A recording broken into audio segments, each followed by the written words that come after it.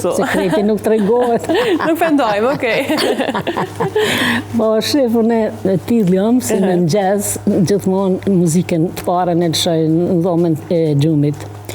Ma ndej bashkë me muzikën disa lëvizje. Ama jo lëvizje të kulturës fizike, po lëvizje të trupit sa me pas një qarkullim.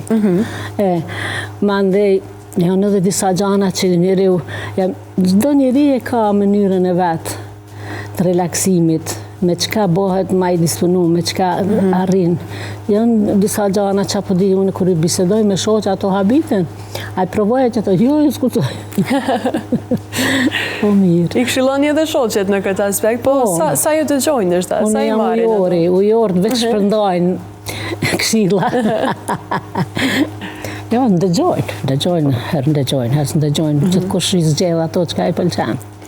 Përveç kohës me shoqe, shkrimit, pikturës, tashmë edhe si gjyshe, po besoj që është një prej pjesës më të mirë tjetës, a?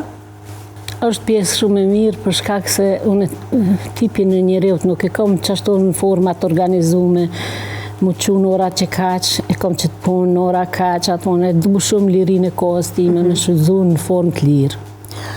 Më knaq, shumë më knaq, për shembull sot, ju kom kushtu poezis, nesër, kom e qëndis, mas nesër, kom veç me ledzu më knaq, mas tjetër, kom caktu takimet me shoqe.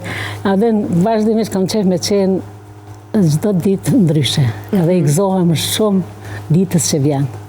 Se e di që do të punoj diçka që dhe ma donë zemra. Tipin e njeriut. Sa mirë, çdo ditë e merr me shumë pozitivitet, edhe planifikon diçka më ndryshe për të bërë. Po, shumë. Keni pas gjithmonë në jetë këtë princip që çdo ditë ndoshta të bëni ndonjë aktivitet ndryshe? Po, shumë mirë, po më pëlqen pyetja. Unë gjithmonë se na kemi pas ka 16 landë në shkollën e mesme, mandej kemi pas landë edhe këtu në fakultet mjaft.